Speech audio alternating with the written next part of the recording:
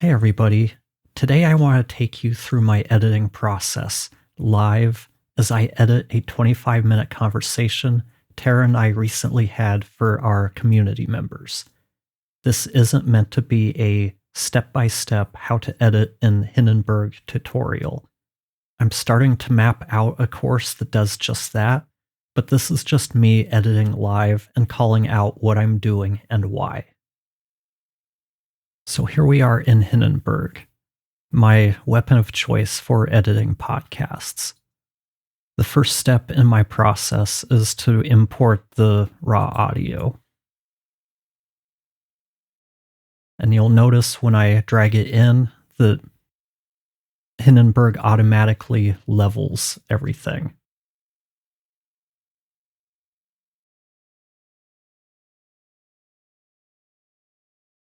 So the next thing I'll do is I'll transcribe the audio.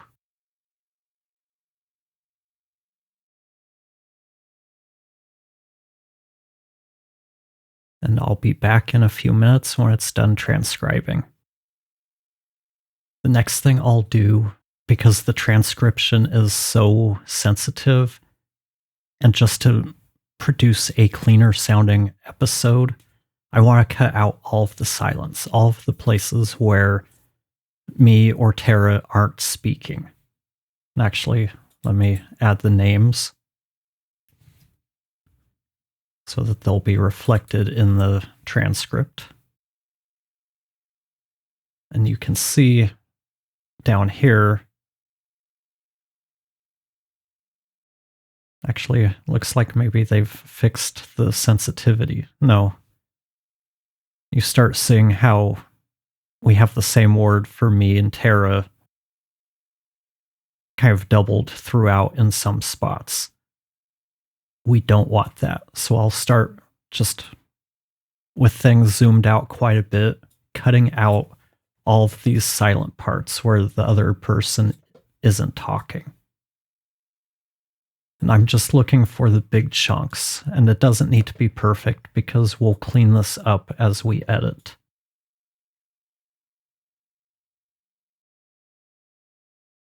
This is the step of the process that a lot of people think takes forever, but if you do it like this, it doesn't take that long. And it doesn't take much concentration or focus either, because obviously I'm doing this while talking to all of you.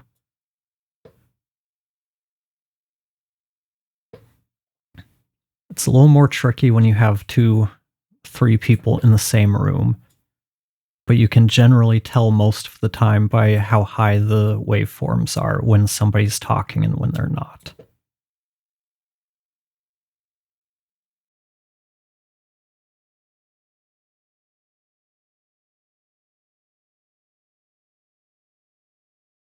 I'll leave that in there because I'm not sure if that's crosstalk or not. But as you can tell, we cleaned up, roughly 25 minutes of audio in just a couple of minutes. So it's not bad to clean this up. So now we've got the files prepped. Next thing I'll do is just a bit of housekeeping. Typically, I'd open this up in a template, but I kind of wanted to walk you through what my process looks like. I'll leave a spare track just in case I need a place to stick some audio. I don't usually need it, but it's good to have it there just in case. And then I'll add a master track. So first things first, I'll start by mixing my track. And since it's me, I already have a preset pretty much set up.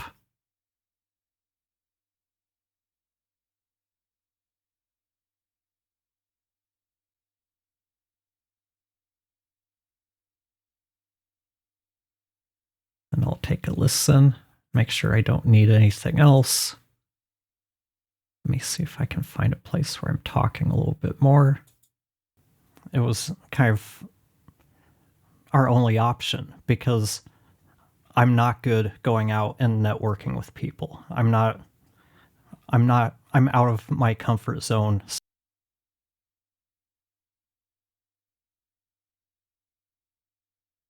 So I've made some adjustments to my preset or different plugins within my preset that didn't seem to be saved to my main preset.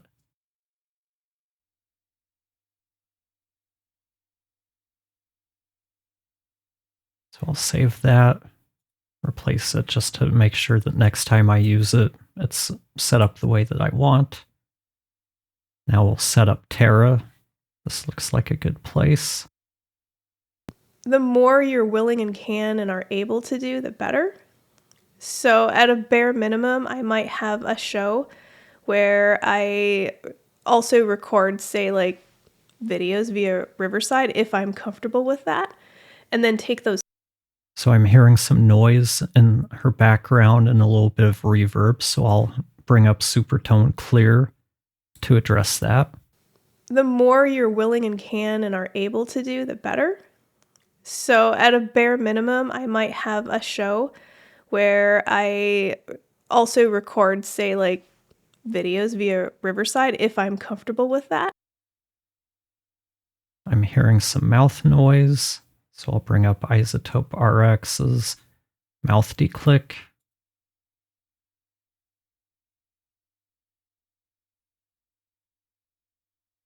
Use my default setting. The more you're willing and can and are able to do, the better. So at a bare minimum, I might have a show where I also record, say, like videos via Riverside if I'm comfortable with that. So now I'll set up the EQ. And I just use Sonable Smart EQ for any one-time type guests. I do have an EQ profile set up for Terra, but for the demonstration in this video, I want to show how I'd use Smart EQ to quickly EQ her track. We bring it up. We'll select Speech High as the type of audio we're processing or analyzing, rather. Hit the record button, and we'll play some audio back. And then take those snippets of the videos, like take compelling snippets and maybe put them up on YouTube or put them on any social media channels I might have. Like in this case, I would say LinkedIn might be a good place. And again, I would really think about where my target audience hangs out. Where online is that? Is that? So I want to apply a high pass filter, a low cut filter, whatever you want to call it, to roll off any extreme low end. And I'm not really a big fan of the boost that it put right here around 200, so I'll cut that down some. Videos via Riverside if I'm comfortable with that. And then take those snippets of the videos, like take compelling snippets and maybe put them up on YouTube or put them on any social media channels I might have. Next, I'll apply some compression. Again, I'll be using Sonable Smart plugins, this time the Smart Comp. The process is very much the same as with the EQ. We'll select Speech High since she has a higher voice.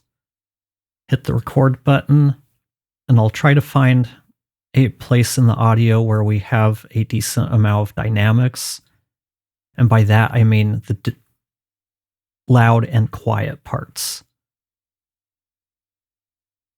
So this looks like a pretty good place right here. I would say LinkedIn might be a good place.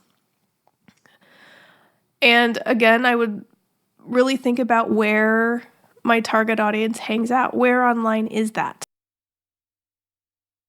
And I'll take a visual look at her dynamics.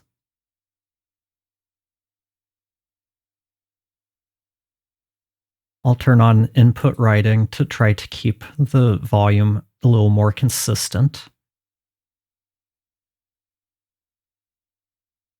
And last, I'll add a loudness meter. And I'll park that down here. I'll add a loudness meter to my track. Actually, I'll move these a little bit.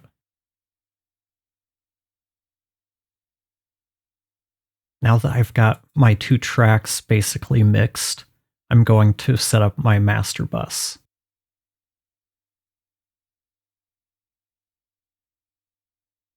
First thing, I'll put a bus compressor on.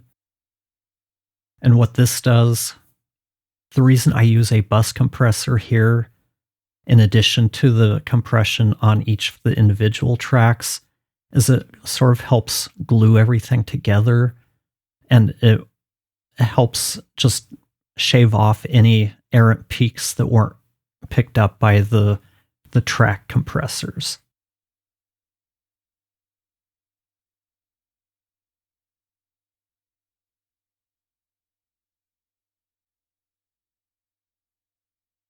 And for those who are interested, this is the UAD native API 2500 bus compressor. So I've got that set up. I'll add a loudness meter here. And usually when I'm editing, I have all 3 of these open. I have a widescreen monitor, so I can spread them out wider on the screen and not take up real estate space that I need. So for right now, I'll just roll this over so it's kind of hanging off the edge. And I'll set up another Sonable Smart plugin, this time the Smart Limit. I'm using the Smart Limiter to help get my final volume, so at least it's close enough to -16 LUFS. I want to be hearing things as close to the finished loudness as possible as I edit. That way I know things aren't going to get tweaked when I export and apply that final loudness management. So I'll pick speech. Over here, I can pick different loudness targets.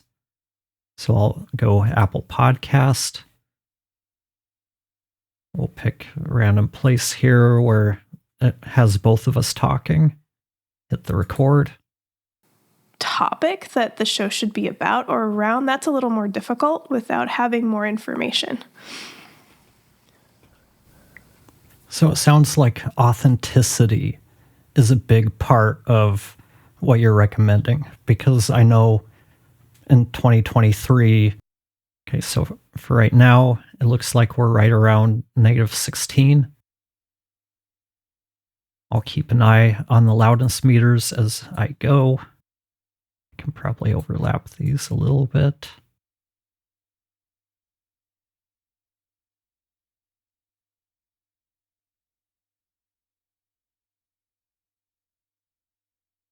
So now we're ready to go.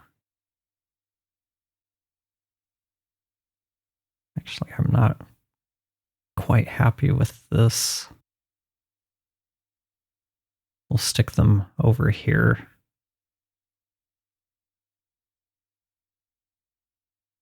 And the reason I'm not recording using my full width screen is everything will be much smaller as you watch the recordings. And I don't use the transcript at all for editing, really. But if I'm making a cut, especially if somebody's repeated themselves, it does really help to have that there to see what's being said, because trying to cut stuff out and making sure it makes sense without having to play it back a few times is a little bit of a time saver.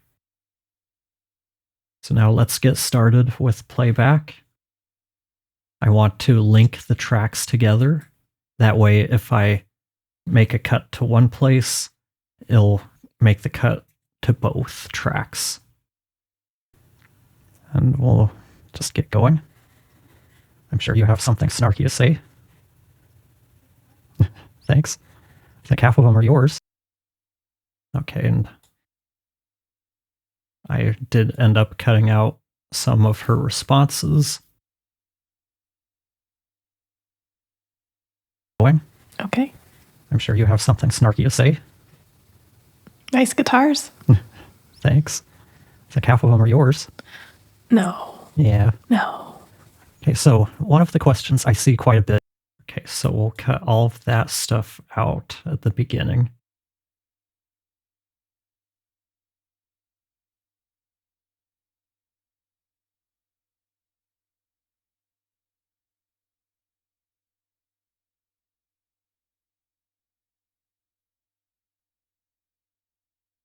Actually, I probably want a little bit of a buffer at the very beginning.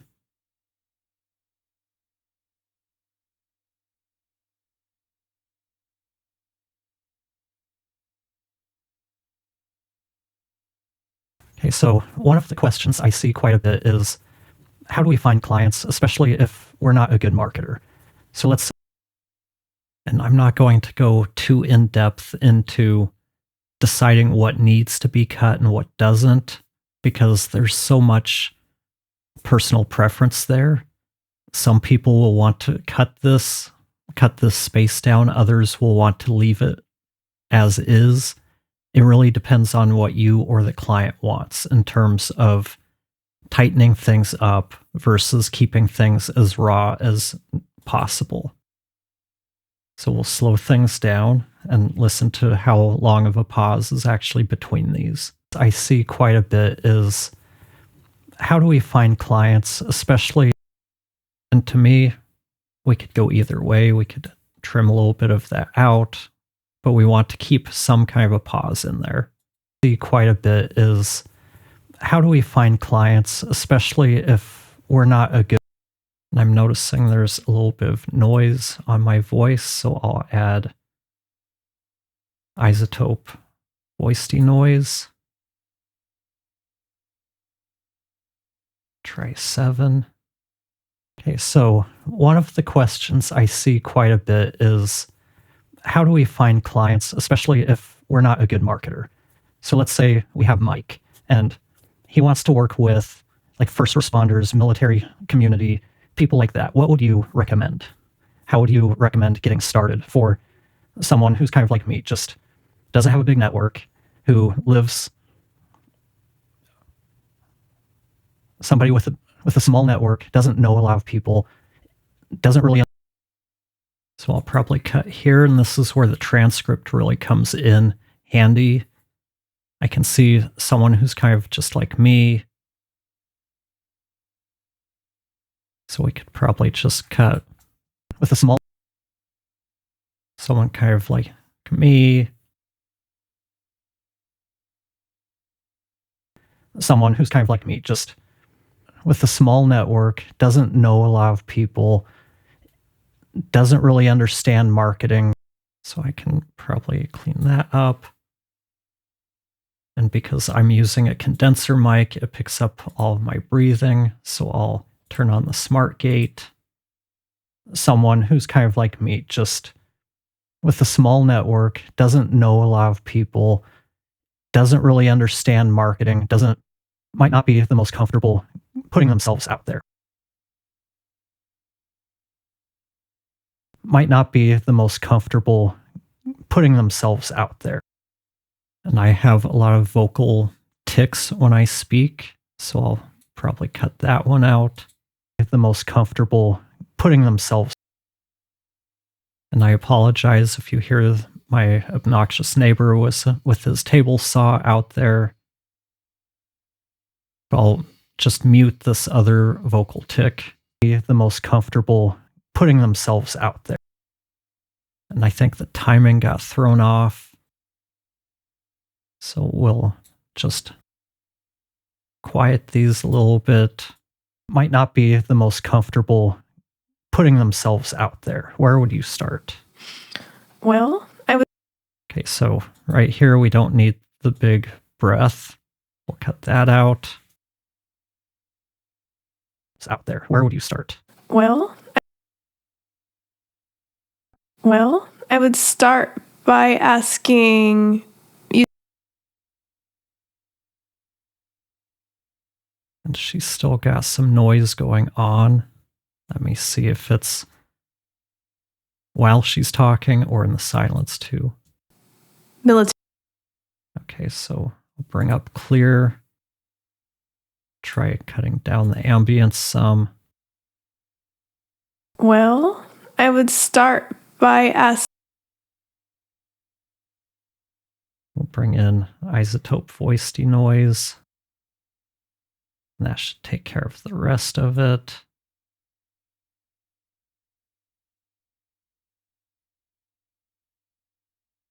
Well, I would start by asking, you said they serve a community of first responders, firefighters, military personnel. Is that correct? Yeah. What makes them want to serve that audience? Are they part of that audience themselves? I'm not sure if they are, but that's who they want to work with. Okay. Well, I'd start by figuring. Okay, so there's a lot of clarifying questions here. We can cut all of this out. Themselves out there. Where would you start? Well, I'd start by figuring out, why do I want to work with this group of people? Is it part of my, are they part of my, why do I want to work with this group? Cut out that little verbal tick. Figuring out, why do I want to work with this group of people? Is it part of my, are they part of my community? And if so, You can shorten this up a bit. are they part of my community? And if so, do I know people in that community who maybe I could start working with? Some people decide to contact members of their community and say, hey, I want to start this new podcast production business. Would you be interested in starting a podcast? Or I could help you for free just to build my portfolio or something like that. I always think people should be paid for their work. But if that's something that you're comfortable with or doing, We'll cut the and the breath out. think people should be paid for their work. But if that's something that you're comfortable with or doing that for a friend or a family member, someone in your community, it can help at least get you a better idea of their needs. We'll cut that out. At least get you a better idea of. And the timing got thrown off by cutting out the little lip smack. Get you a better idea. Let me play that in real time. At least get you a better idea. So if we take that out, Think people should be paid for their work. But if that's something, helps if we go back to the right place. people should be paid for their work. But if that's something that you're comfortable with or doing that for a friend or a family member,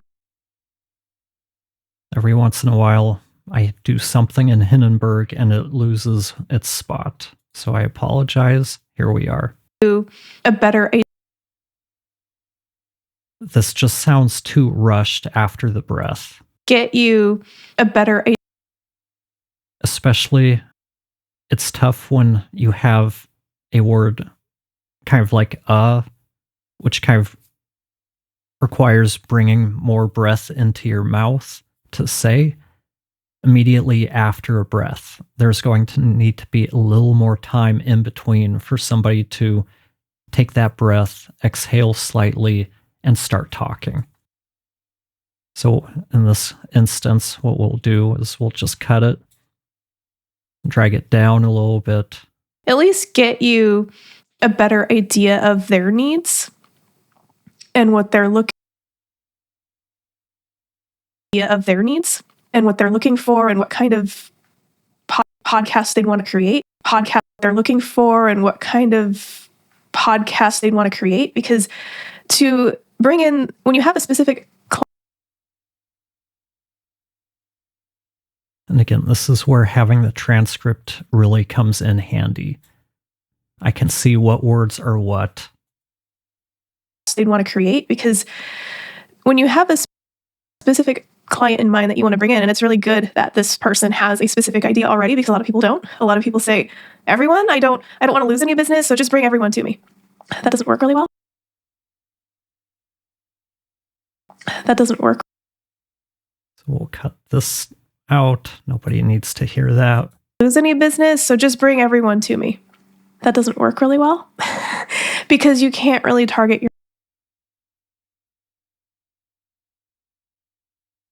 I'll actually quiet that breath down.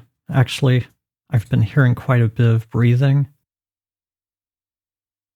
How should I do this? This is the one downside to Hindenburg. It has a limit of 6 plugins. So I'll throw in a Wave Studio Rack. I'll add in mouth declick. These are easy because I'm already using my presets. We'll add voice denoise.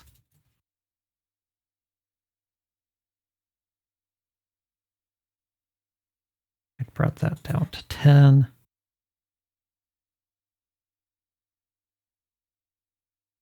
And we'll add in smart gate.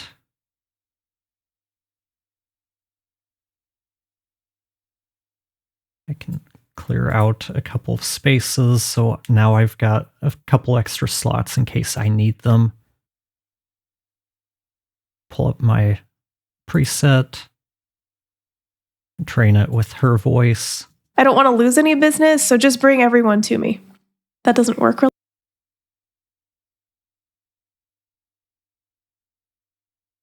Lose any business, so just bring everyone to me. That doesn't work really well. Oh, and I forgot to add clear into this. I was wondering why it sounded so abrupt.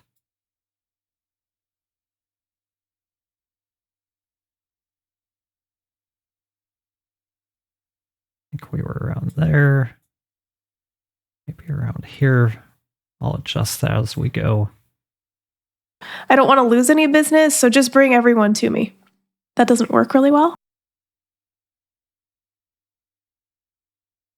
We can cut that part out. Bring everyone to me.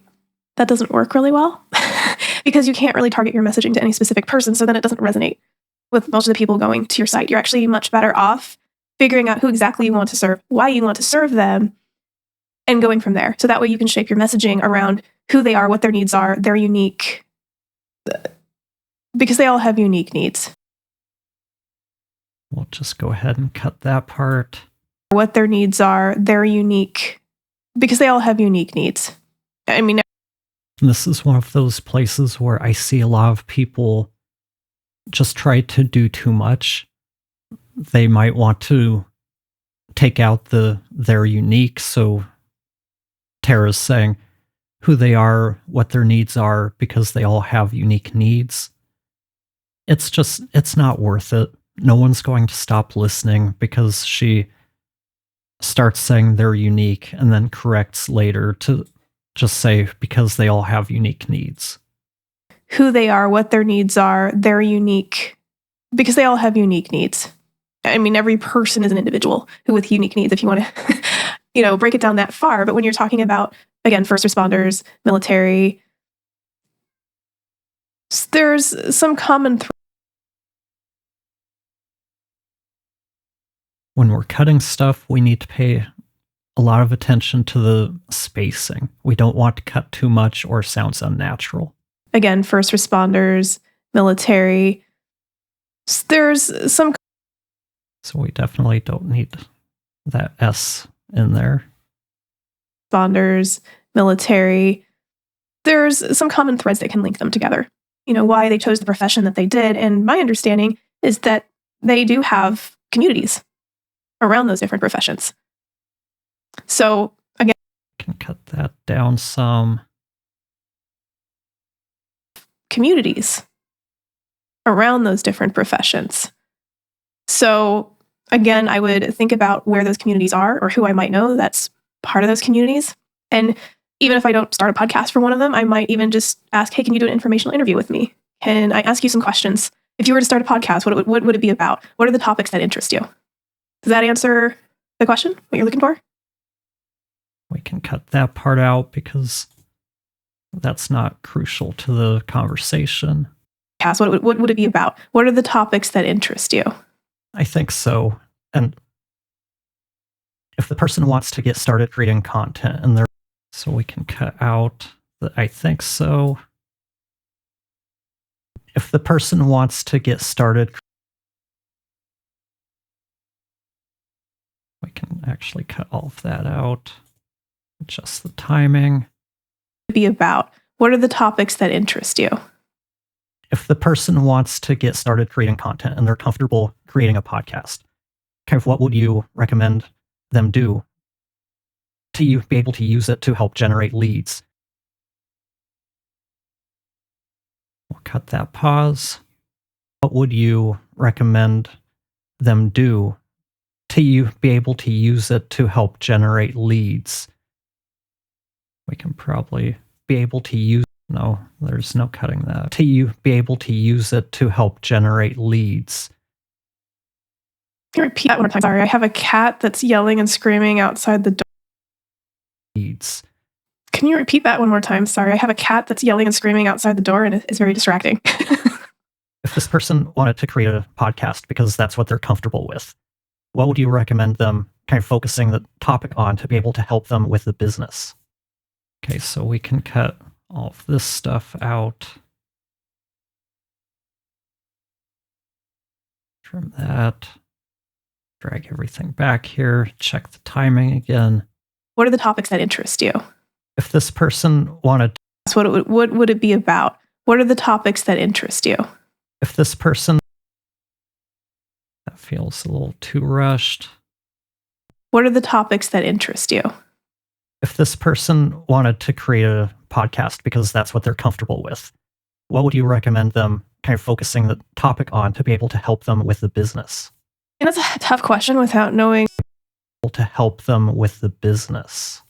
I mean, that's a tough question without knowing more specifics about them and what their goals are. When I talk to people, one of the first things I tell them is we need to clarify what. We'll probably start right here. When I talk to people. When I talk to people.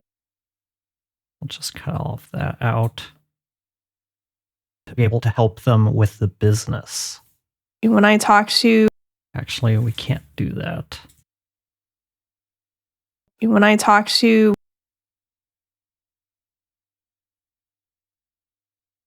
And I'm sure maybe I could spend 15 minutes trying to cut that out and make that edit.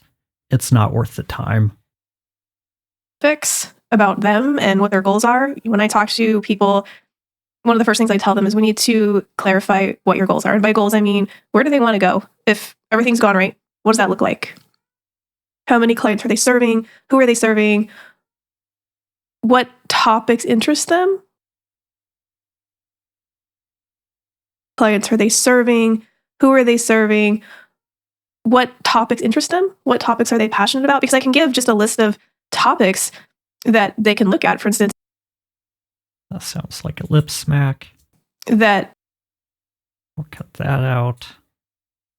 A list of topics that they can look at. For instance, if they're interested in pursuing those audience groups of, say, first responders, figuring out what topics would be of interest to those first responders. And then first respond. And after you do this for a while, you start to be able to visually spot things that you probably need to slow down a little bit and pay attention to. That's why I'll toggle back and forth between higher playback speeds and normal speed. First responders. And then first responders who might want to do a podcast. And again, that helps. You can talk to them about that. You can, what I would do personally is I'd look at podcasts. So there's an here, but it's baked in with the what. What I would do in my experience, that's not worth even spending time on. Personally, is I'd look at podcasts that are done by that audience. Look at podcasts that are done by that audience group and see what's out there and take note of what they're talking about, what those podcasts are about, how many followers they have, just to get an idea. For instance, if I didn't. That probably needs to come out. Followers they have, just to get an idea. For instance. We'll get rid of that lip smack. Check the timing. Followers they have, just to get an idea. For instance.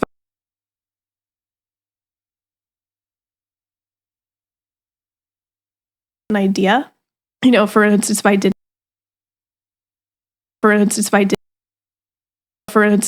have direct access to that community.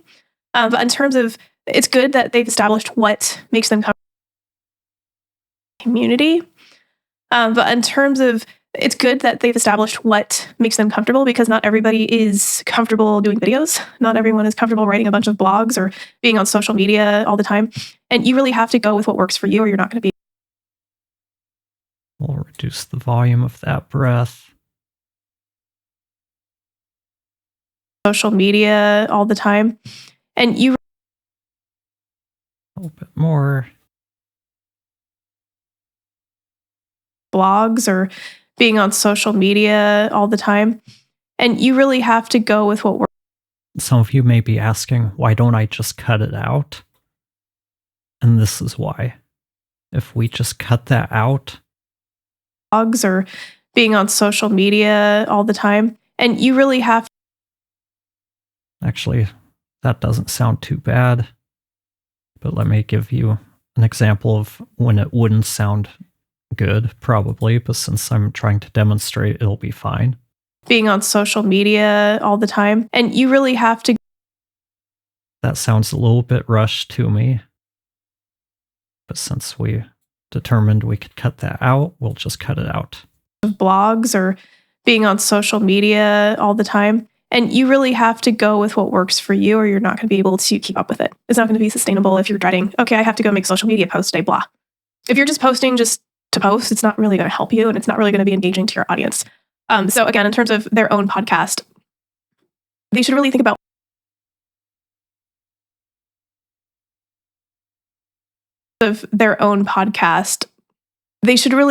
one. Cut that down a little bit tighter. So again, in terms of their own podcast, they should really think about one, what are they passionate about? What can they talk about for 20 minutes, 40 minutes at a time? Who can they maybe bring on an interview? Are there firefighters, first responders that they can actually bring onto the show and ask them questions and have that engagement? But to help them figure out. That's another breath that's a little too loud for my liking. Cut that one down. Have that engagement. But to help them.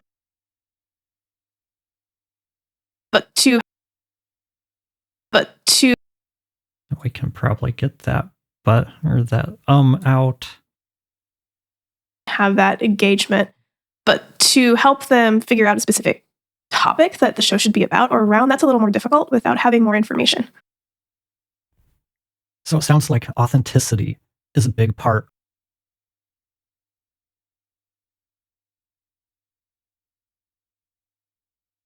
Information. So it sounds like without having more information. So it sounds like the reason I use the loudness meters is just to be able to monitor loudness as we're going. I'm noticing that Tara, she's this bottom monitor, is coming in quite a bit hotter than I am. So let me take a look at her compressor settings. They're adding 8.9 dB to everything. I'm coming in at negative 23. She's coming in at negative 19.5. So that's about 4 dB. So we'll drop this down to about 5. So what I'm doing is I'm turning off the auto gain compensation and just manually adding it. Since I've made a change, I'll reset her loudness meter and we'll continue. Information. So it sounds like authenticity is a big part of what you're recommending, because I know in 2023, personal branding is a big part of any kind of inbound marketing strategy, which I think is probably the best way to move forward for people that don't really have a following. They're kind of starting from scratch. Maybe they don't feel as comfortable going out and networking in person. So what other things could somebody do in terms of inbound marketing to help increase their online presence or footprint? Well, is this person only willing to have a podcast show and that's it? Or are they willing to do other things to have a presence online? That. You don't know that? I mean, I would say the more you're willing and can and are able. So again, we can cut most of that out.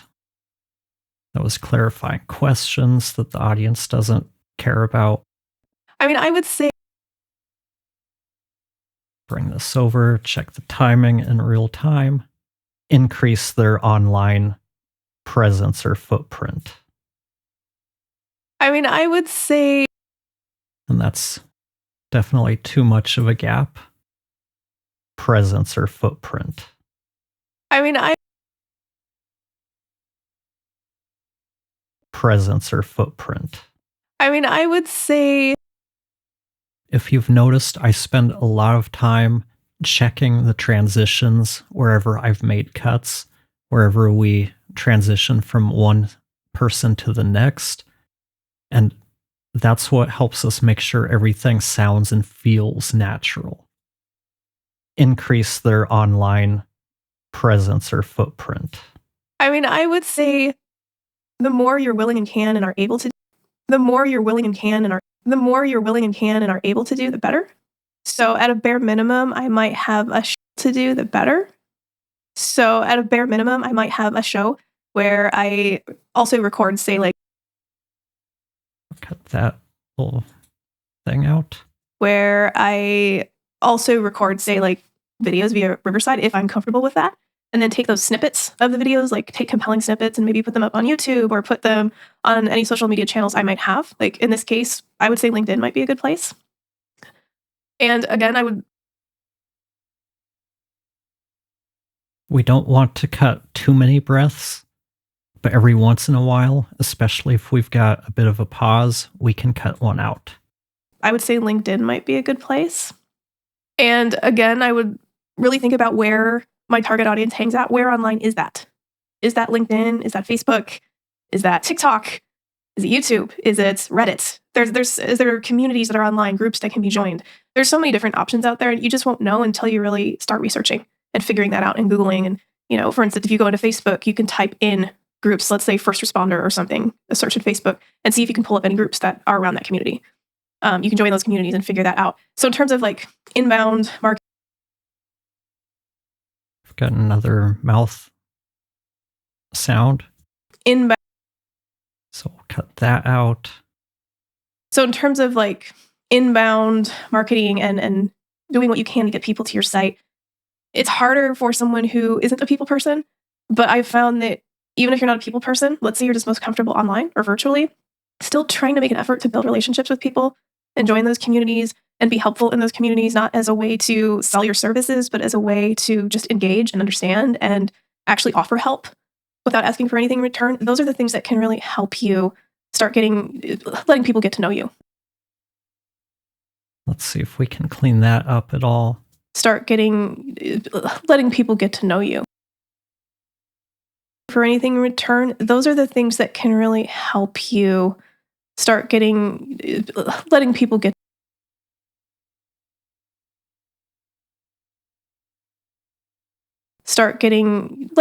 to know you. Those are the things that can really help you letting people get to know you. And I can vouch for that.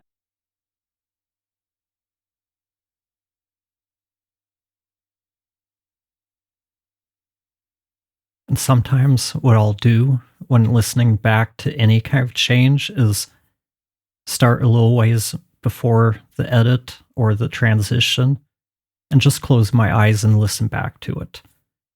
Sometimes we can feel when something is instinctively off.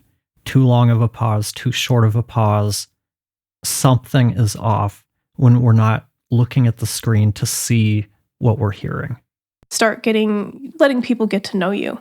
I can vouch for that because, I mean, you know me. 2 years ago, and you know me. 2 years ago, what would I have said if you said you need to get on camera and create content? What would I have said if you said you need to start recording audio? You said you need to start recording audio or do a podcast. What would I have told you? You would have said, no, I'm not doing that. There's no way.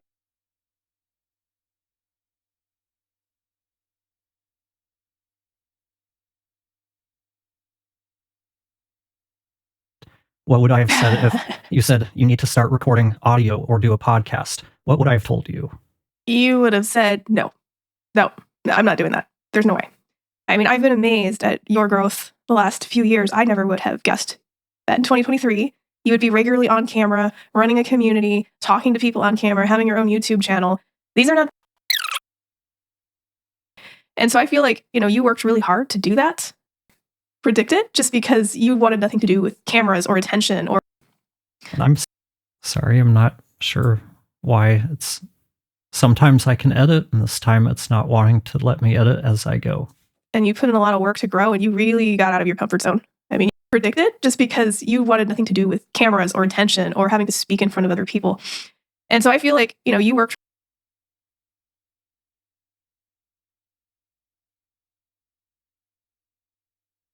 Or having to speak in front of other people. And so I feel like, you worked really hard to do that, and you put in a lot of work to grow, and you really got out of your comfort zone. I mean, you really broke through it, and you were willing to do that. That's what really helped you. So I would say for people similar to you who feel that way, who are just terrified at the idea of doing something like that, start small and break out of your comfort zone. Take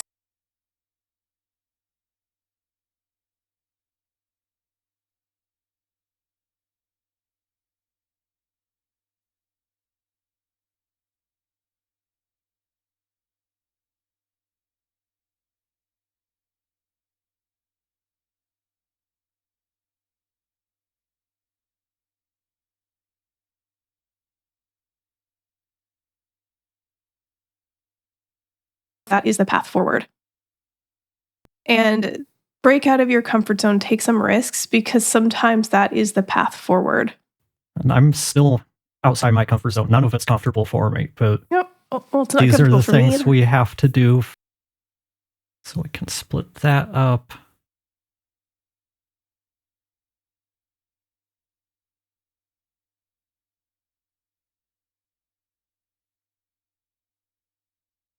Cut that part out.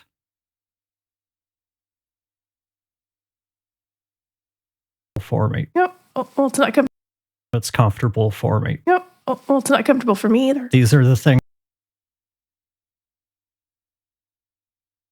for me. Yep. Well, it's not comfortable for me either. These are the things we have to do.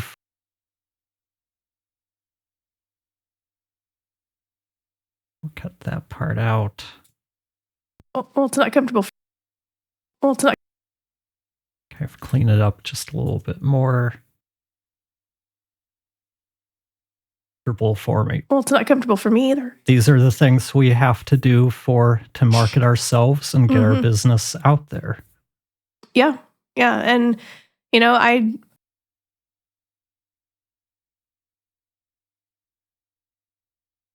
Our business out there. Yeah. Yeah. And, I'm never a proponent.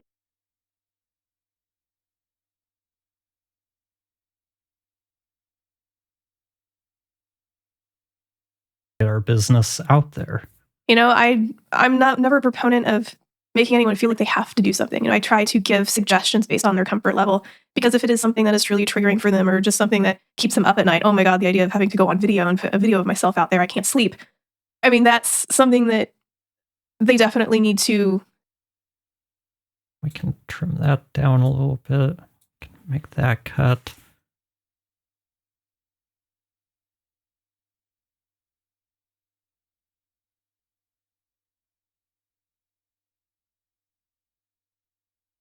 And when I can visually see things I can cut on screen, I'll go through and make a bunch of those cuts all at once to save just a little bit of time.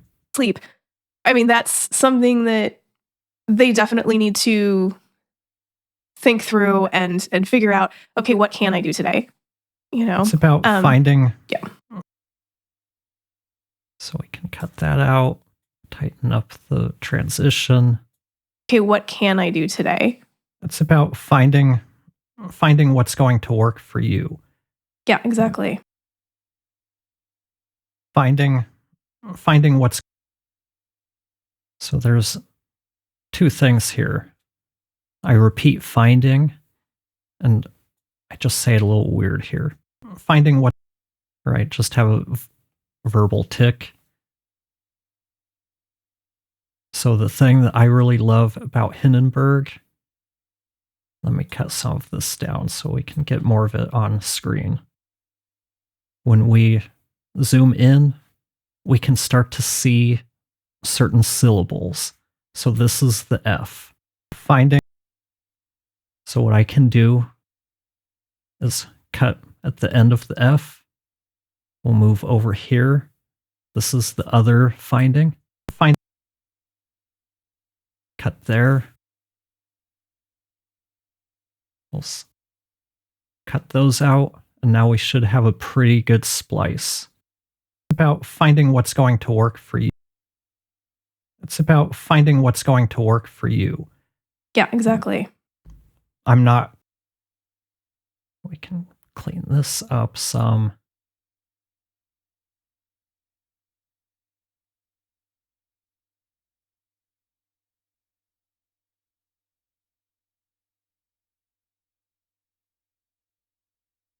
What's going to work for you. Yeah, exactly. I'm not comfortable. I don't enjoy doing video. I don't like hearing my voice, but I can do it. How well I do it, I don't know.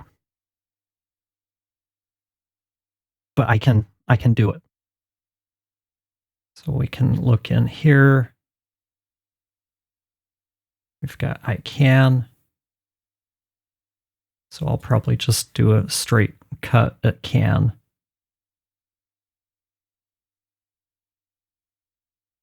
But I can do it. Helps if I actually cut where I say can. But I can do it. How well I do it, I don't know. But I'm doing it, and as you get more and more comfortable, you'll be able to kind of visualize or visually anticipate or gauge what a decent sized pause is and where it's too long. But I can do it. How well I do it, I don't know. But I'm doing it, and at some point, I'll get to a point where I am more comfortable and I am doing better, but I can't get there if I don't start. Yeah, and one of the big reasons why I don't recommend tightening up all pauses in between words is it's going to create a lot more work for you down the road. Because if you tighten everything up at the beginning, people start to expect the person to talk at that pace, at that cadence. As soon as we start messing with that too much, we have to do every pause between words. If we leave it more natural with more pause, people are going to be more accepting that that's the way the person talks. I'm doing better, but I can't get there if I don't start. Yeah, and you can probably answer this better than I can. As someone who would have never dreamed of doing this 3 years ago, what motivated you to years ago? What motivated you to do it? How did you start doing it? And how did you get more comfortable with it?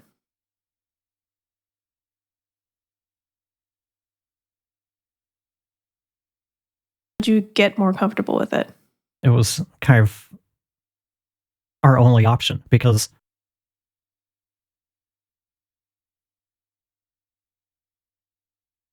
I'm not good going out and networking with people. I'm out of my comfort zone. I can probably cut here until I'm out of my comfort zone. Going out and networking with people. I'm out of my comfort zone socializing. So I had to find some way to help market myself. And video is one of the biggest ways to be able to show. I can probably cut that a little bit. Find some way to help market myself. And video is one of the biggest ways. I think we can cut that down even more. Market myself. And video is one of the biggest ways to be able to show that I know what I'm talking. Biggest ways to be able to show that I know what I'm talking about and being able to help other people as I go. And for me, that education element, that being able to help people share my experience, that is a big part of kind of our whole philosophy. That is a big part of kind of our whole philosophy behind everything we do. So that is kind of what encouraged me to do this, because if I want the business to be successful, I have to market it somehow. And this is the best way I can market what what it is I bring to the table. What it is, best way I can market what it is I bring. And because of the way I hesitated, can market what it is. That second what doesn't sound quite natural.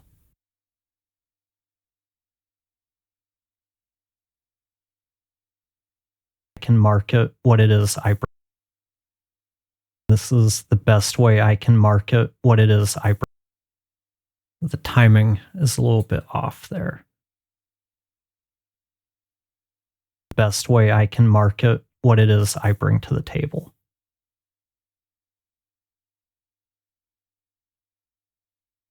And I'll just leave it as it was.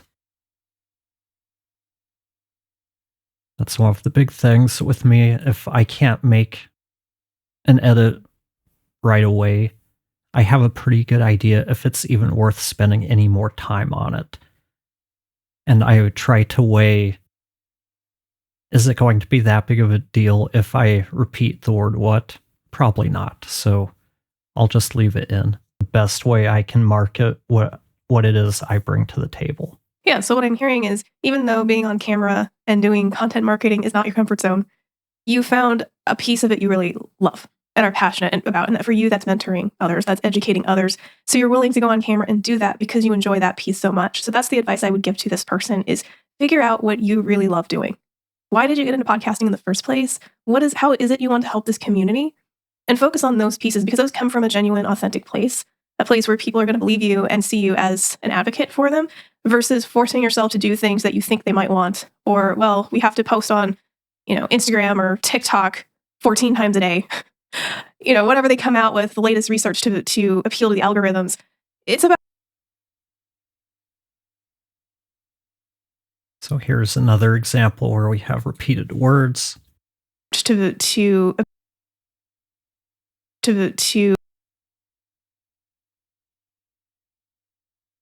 So we can cut the beginning or the end of the T sound on both of them. Let's see how that sounds. Latest research to appeal to the algorithms. And you'll never know we spliced that word together. Latest research to appeal to the algorithms. It's about so much more than that. Yes, it's important to keep up with trends and what's working for different audience groups and all of that. It's important to keep up with the groups and all of that. Cut all of that out. Groups and all of that. It's important to keep up with the data. But it's important to keep up with the data. But as personal, we can silence that. With the data. But as personal brands and as just human beings, there's what we should be doing. Human beings, there's what we should be doing and there's what we can be doing and what we want to be doing. And should is going to be different for different people. And just because it works is going to be different for different people. And just because it works for one person to post here and there 5 times a day doesn't mean it's going to work for another person because maybe person A really enjoys doing that. And it comes across as authentic and it comes across as real and people connect with it. And person B tries to do it and they're like, okay, I have to do this. Hi, I'm going to be on camera and I'm going to talk about something because it sounds like a good topic to talk about. You can tell the difference. You can tell when it's real and when it's not. People, I think, intuitively can pick that up. So again, I would tell this person, focus on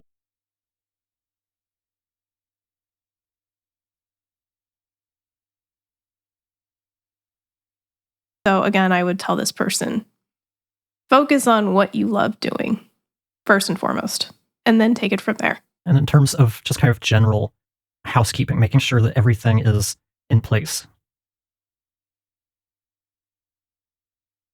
Making sure that everything is in place.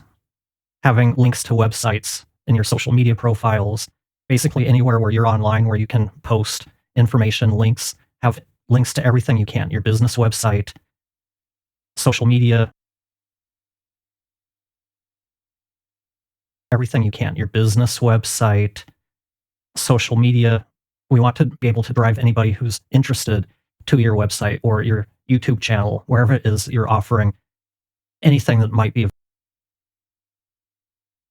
available, wherever it is you're offering anything that might be of interest to them. Yeah, yeah, that's really important.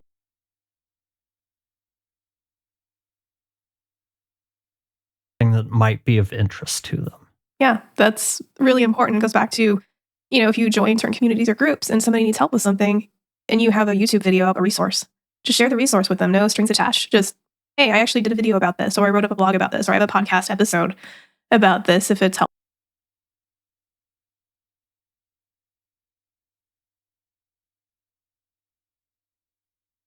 Got another breath that needs to be reduced.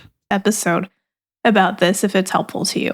And along the same lines, if you're posting content like that, you want to make sure that if they check out your profile, it directs them back to your website. Mm-hmm. I mean, everything should probably, if we're doing this as part of a business, everything that we do should be trying to direct them to the podcast, or not the podcast, to the website. Yeah, we call that funnels. Such a fun word, but yes. One we all love.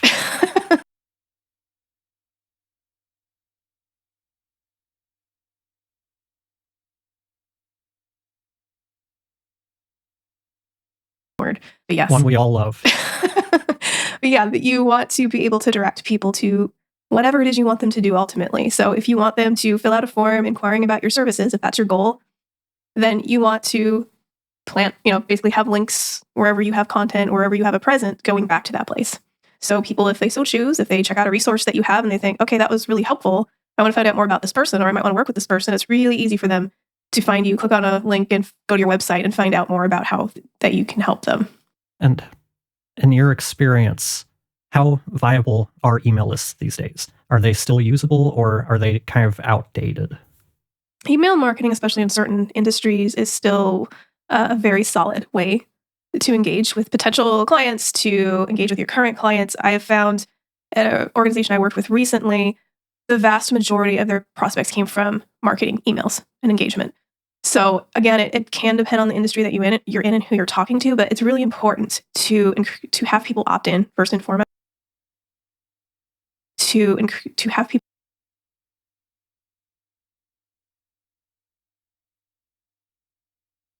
But it's really important to have people opt in first and foremost, and do things the right. Cut out the foremost, and do things the right way. And do first and foremost, and do things the right way. So I don't recommend emailing people out of the blue or sending them marketing emails that they didn't ask for. I think it's important that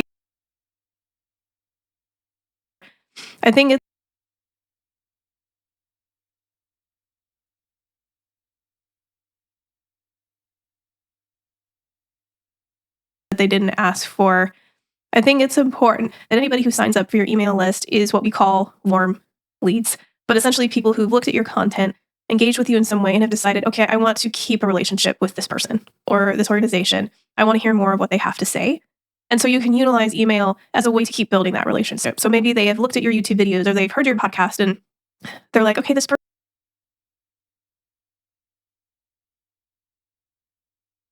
That doesn't need to be there. They've heard your podcast and they're like, okay, this person gives me some good resources and info. I'm going to sign up for their emails because I want to get more info. And you want to reward the people who sign up for your email list with content you don't put everywhere else, or really well curated content that you have in a way that's well organized so they can easily click on videos or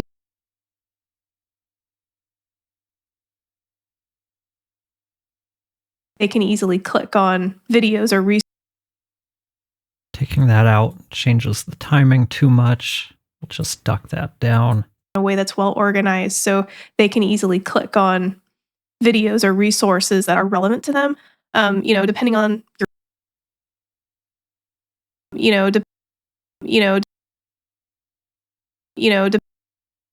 depending on your. I'm not hearing a good place I can make a cut right there. We can go a little bit deeper.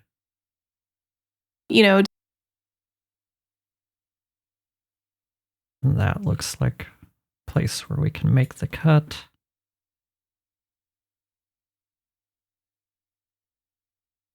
Them, depending on.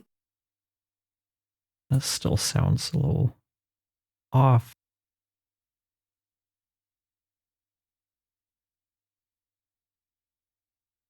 There's a little bit of a clicking sound. Resources that are relevant to them, depending on. We're just going to leave that in. To them, depending on your budget and your email marketing program, there's ways you can segment audiences too. So let's say you want to work with firefighters, military, and first responders. You have the opportunity to segment into those groups. So you can send content relevant to first responders, content relevant to firefighters in this case. There's a lot of things you can do with email, which is nice for both prospects.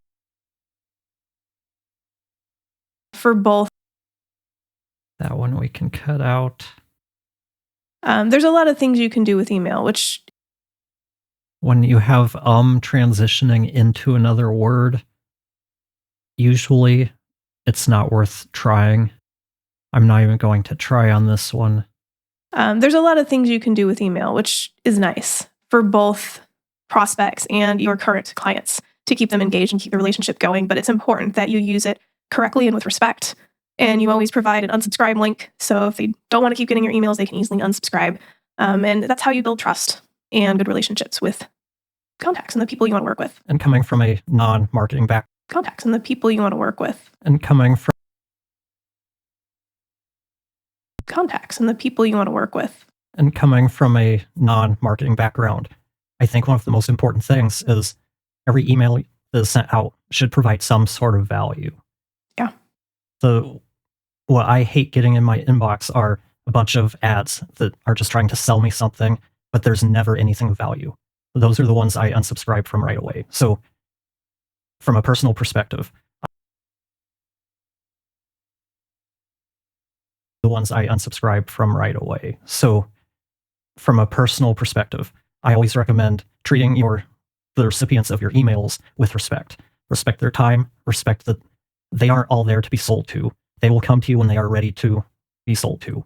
So the email list is more about kind of curating and building relationships, building that trust. And then slowly we'll be able to convert those into sales. Yeah, for a non-marketing person, you have it down pretty well, I'd say.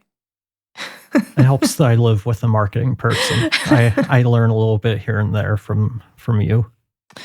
Yeah.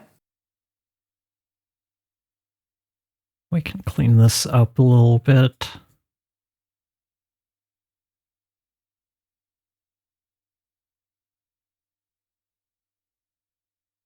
Can probably bump this up a little bit.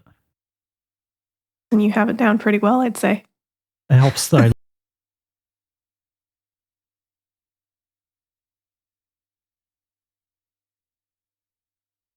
have it down pretty well, I'd say. It helps that I live with a marketing person. I learn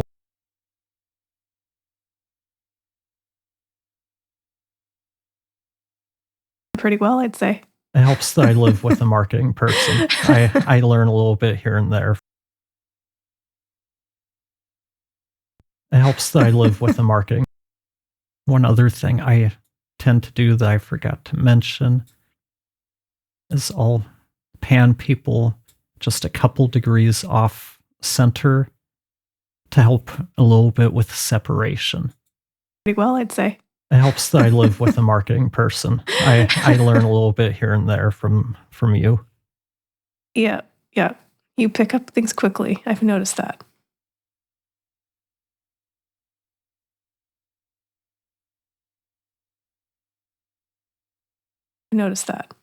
Any other from you? Yeah.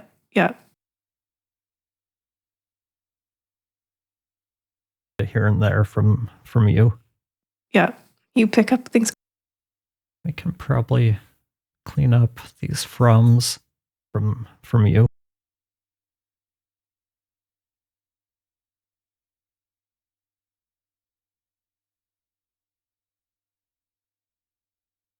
A bit here and there from you.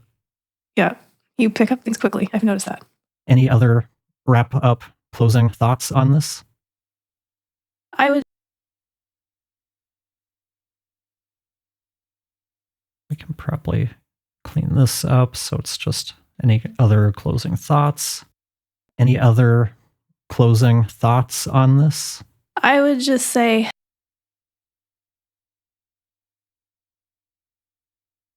Along increase the gap there. Closing thoughts on this? I would just say again, I can't reiterate this enough. The most important place you can start is do what you love. Do what you're passionate about. Start there and then start building. Wise words from the Terra as always.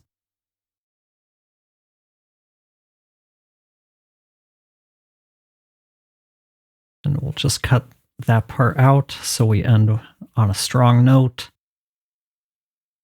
Okay, so as we look, here are the levels for me. I'm at negative 23.5 LUFS,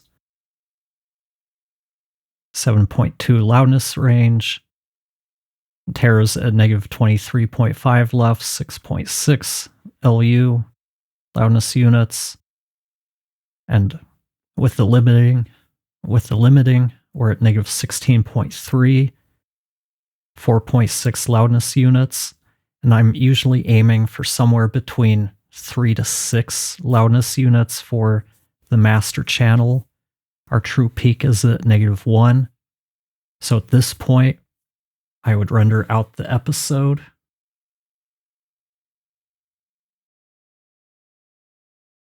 I would choose MP3 file. Since we're at negative 16.4, I'm not going to use any kind of normalization. I'll use high quality encoding, joint stereo, 128 kilobits per second. I don't want any sample rate conversion. I already said no normalization. So now I'd choose a location to save and render it out. As you can see, we all make mistakes when we're editing. We hit the wrong button. We lose our spot. These things happen. The main things are to just really work on your decision making. If something isn't doable, just move on. Don't spend a lot of time trying to make an edit because most of the time, no one is going to stop listening if you can't make that specific edit. If you have to leave another in, it's not the end of the world. If it's something critical, then just make the cut and move on. I have clients who sometimes need stuff to be cut because it's factually incorrect or whatever the situation is. And if we can't get a clean cut, we still need to cut it out. In those types of instances, I'll see if I can cleanly cut it out. If I can't, whatever I get on the first try is what I'm going to deliver. It's just not worth taking 3-4 minutes trying to get a 2% improvement over the edit point if it's still going to be obvious that there's an edit there. That's my best advice. Work on your decision making and just practice. The more you do it, the faster you'll get. If you know anyone who might benefit from the content on this channel or this specific video, please share it with them. My goal for this year is to help as many people as I can, and I need your help reaching those people. If you're trying to become a better editor, I can help you. Check out Podcast Editing School at Tansy Astor Academy, or reach out to me about one-on-one coaching. I'm here to help you produce better sounding audio, whether it's for you or your clients. I hope you found this video helpful, and I'll see you next time.